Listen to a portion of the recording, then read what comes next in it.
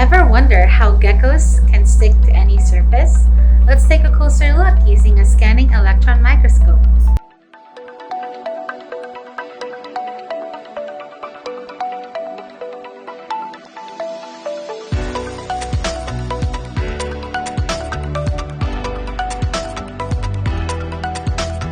Geckos have a network of tiny hairs and pads on their feet, which produce electrical attractions that allow them to grip surfaces.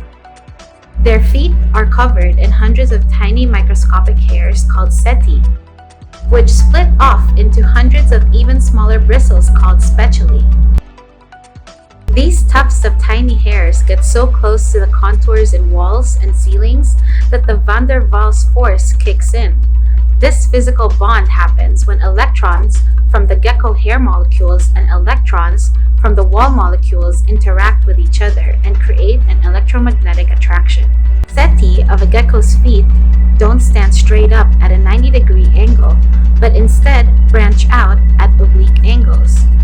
Scientists found that if the hairs bend at an angle closer to horizontal, the surface area that the geckos can stick to increases and support more weight.